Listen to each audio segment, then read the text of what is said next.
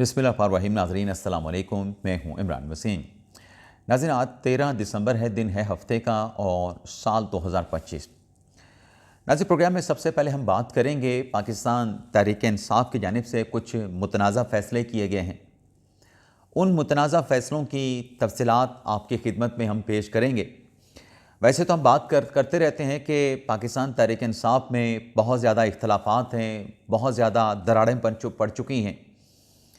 तहरीक इंसाफ के अंदर से मुखालिफ आवाज़ें उठती हैं, तो एक यूनिटी पीटीआई में नज़र नहीं आती। अब जो पीटीआई ने 2 फैसले किए हैं, उन फैसलों के बाद ये दरारें मज़ीद गहरी होने का इम्कान है।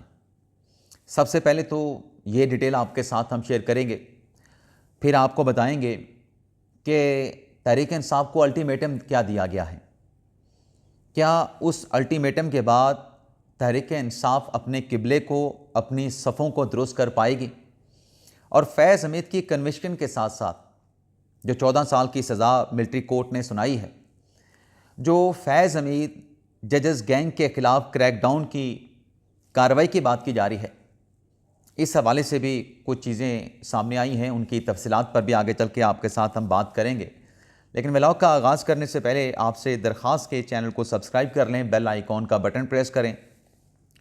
वीडियो पसंद आए तो इसे लाइक और शेयर ज़रूर कीजिएगा।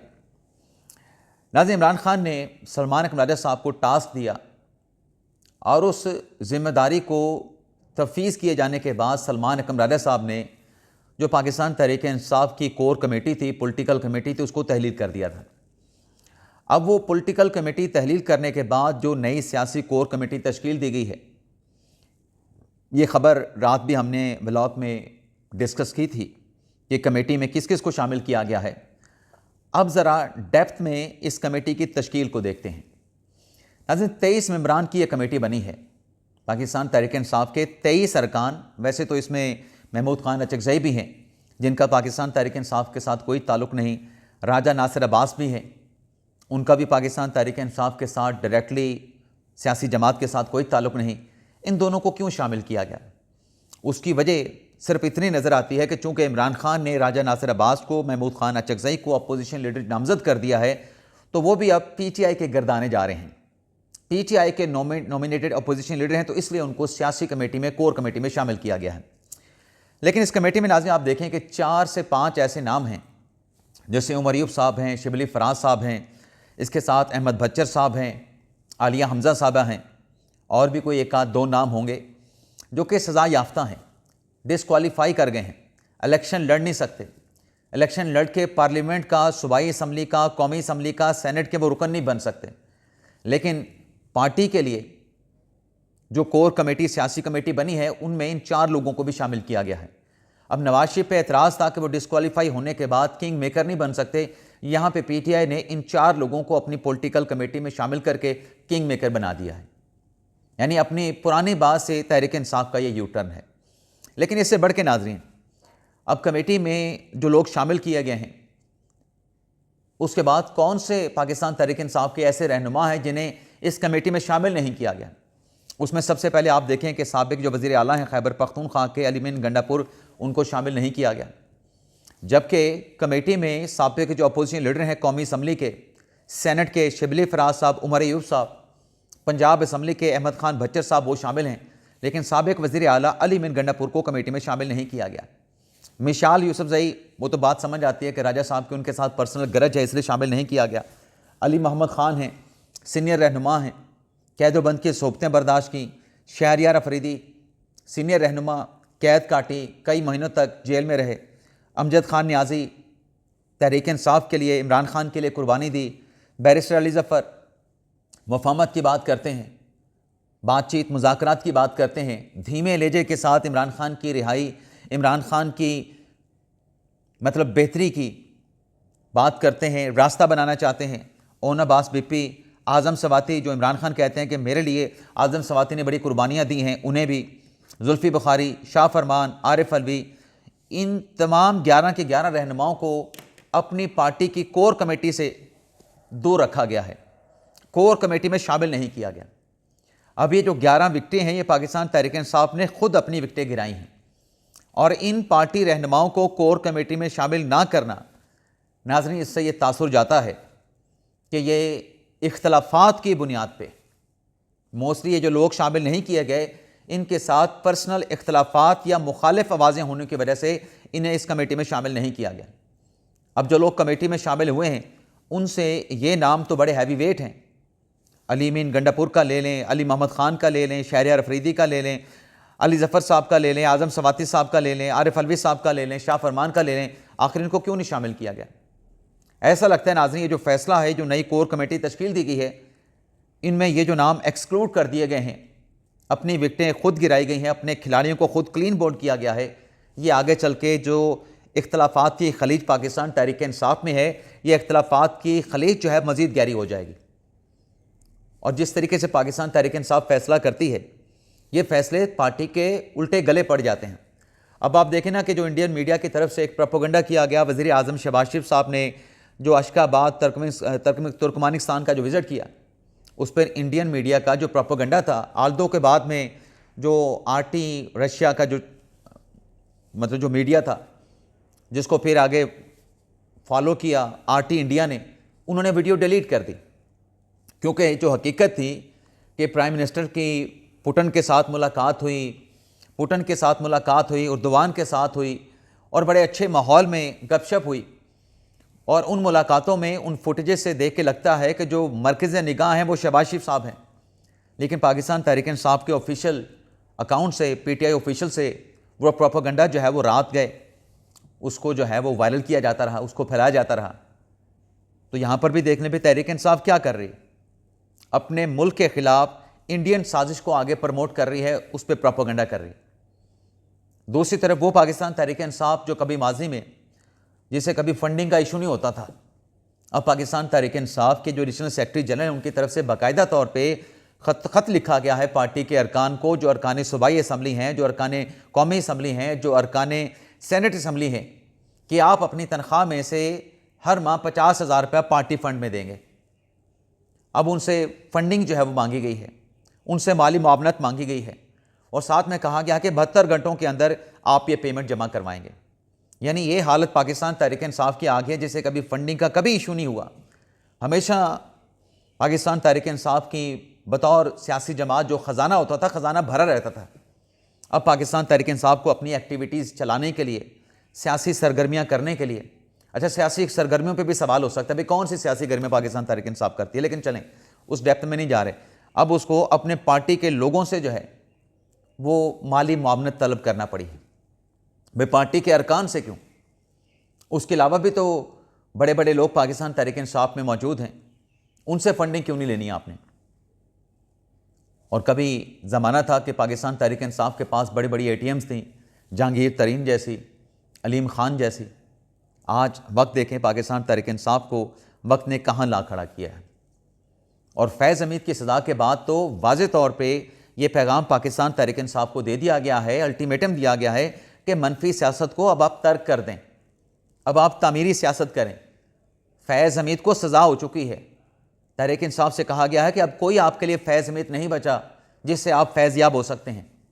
और तहरीक इंसाफ को हुकूमत की तरफ से, एस्टेब्लिशमेंट की तरफ से डायरेक्टली इनडायरेक्टली ये पैगाम मिल रहा है कि आप अपनी सफ़ों को दुरुस्त करें, अपना किबला दुरुस्त करें, गैर मशरूत तौर पे मनफी सियासत को तर्क करके तामीरी सियासत की तरफ आएँ, मफाहमत की सियासत की तरफ आएँ। अब फैसला पाकिस्तान तहरीक इंसाफ जो है उसने करना है, लेकिन बज़ाहिर तो जो रात गई ये प्रोपेगेंडा जो इंडियन मीडिया का तहरीक इंसाफ के ऑफिशियल अकाउंट से जो सेपरेट होता रहा, जिसको वायरल किया जाता रहा, उसके बाद तो नहीं लगता कि पाकिस्तान तहरीक इंसाफ कोई मफाहमत, बातचीत या चीज़ों को सुधारना चाहती है, मामलात को, मसाइल को हल करना चाहती है। अब फैज़ हमीद साहब की सज़ा के बाद जो अगली बात हो रही है वो ये है कि जो फैज़ हमीद के जो जजेस गैंग थे, क्या उनके खिलाफ भी कार्रवाई होगी, उनके खिलाफ भी क्रैकडाउन होगा। तो नाज़रीन जजेस गैंग के खिलाफ क्रैकडाउन और कार्रवाई जो है वो ज़ोर पकड़ रही है। कैसे ज़ोर पकड़ रही है? एक तो नाज़रीन कानूनी नुक्ता ये है कि फैज़ हमीद साहब जब रिटायर हुए, उन्होंने अपने ओहदे से इस्तीफ़ा दे दिया। जब आसिम मुनीर साहब आर्मी चीफ बन गए, वो नहीं रहे, अफवाज पाकिस्तान के साथ मुंसलिक नहीं रहे, रिज़ाइन कर गए। लेकिन एक कानून साजी 2023 में की गई, उस कानून साजी की रिक्वायरमेंट ये थी कि कोई भी अगर आला ओहदे से, जैसे DJISI के ओहदे से मिसाल के तौर पे रिटायर होता है, तो वो 5 साल तक जो है वो सियासी चीज़ों में इन्वॉल्व नहीं होगा, वो सियासी एक्टिविटीज़ नहीं कर पाएगा। 5 साल की पाबंदी थी कि आपने अपने आप को लिमिटेड रखना है। उसकी वजह यह थी कि जो ऑफिशियल जो सीक्रेट्स हैं वो लीक ना हो। एक ये वजह भी हो सकती है कि ऑफिशियल सीक्रेट लीक ना हो, और भी ढेर सारी वजूहत हो सकती हैं।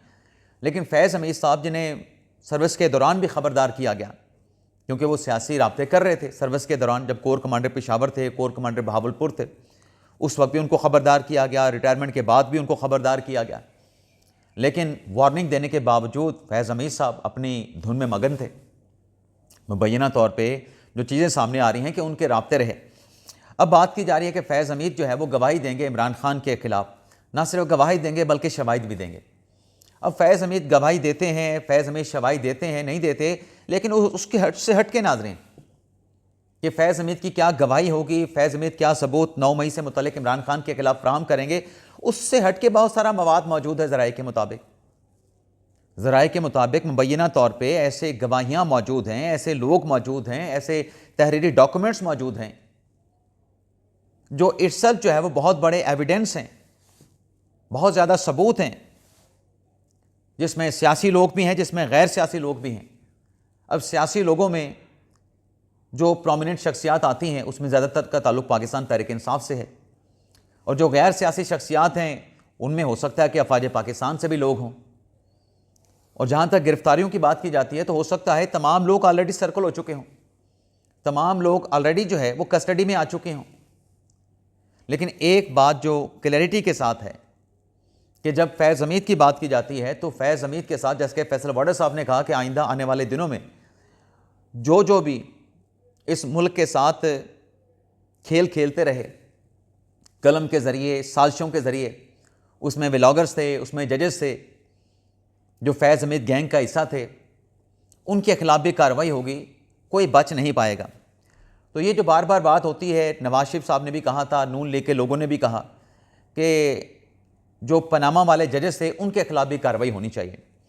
अब फैज़ हमीद की इस कन्विक्शन के बाद जो 9 मई का इंक्वायरी उनके खिलाफ चलेगा या इंक्वायरी उनके खिलाफ चलेगी, वो कभी वो पठानों वाली रूह भी ज़िंदा हो जाती है, तो डेफिनेटली उसके बाद अब सोशल मीडिया पे जो बात की जा रही है वो ये है कि फैज़ हमीद के जो जजेस गैंग के जो लोग थे, यानी जो जजेस थे, उनके खिलाफ भी कार्रवाई की जाए, उनको भी कटहरे में लाया जाए।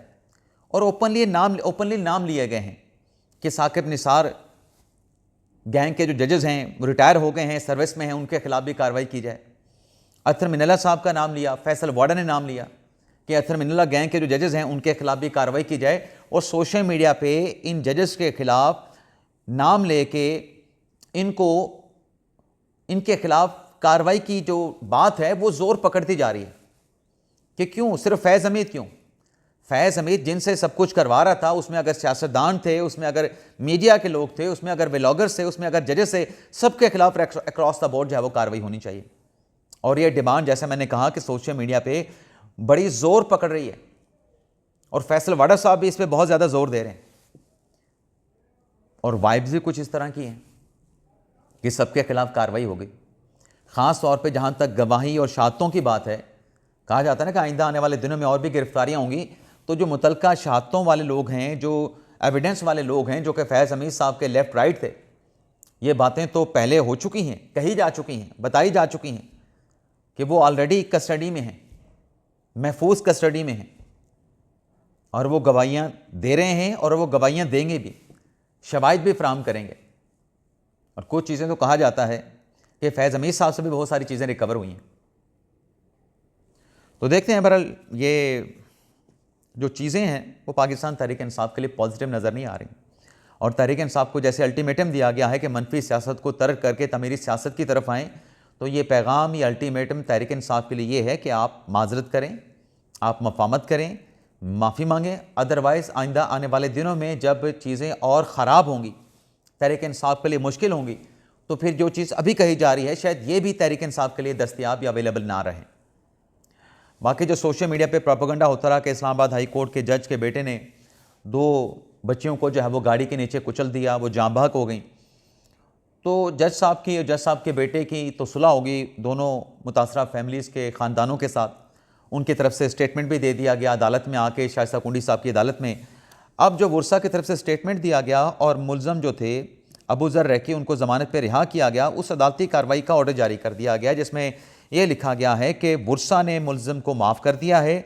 वर्सा मतलब एक खातून के जो भाई हैं जो कि जाँ बहक हुई, अदनान तजम्मल ने, दूसरी जो बच्ची थी उसके वालिद ग़ुलाम मेहंदी ने आके बयान दिया, बयान हल्फी दिया और उनकी तरफ से वाज़ेह तौर पे कहा गया कि हमारी चूँकि कंप्रोमाइज़ हो चुका है, सुलह हो चुकी है, अदालत अगर मुलज़म को ज़मानत पे रिहा कर दे, मुलज़म को बरी कर दे तो हमारी तरफ से कोई एतराज़ नहीं होगा, हम कंप्रोमाइज़ कर चुके हैं। ये 6 दिसंबर की अदालती कार्रवाई का ऑर्डर जो है आज मंजर आम पे आया है। इजाज़त चाहते हैं नाज़रीन, अल्लाह हाफ़िज़।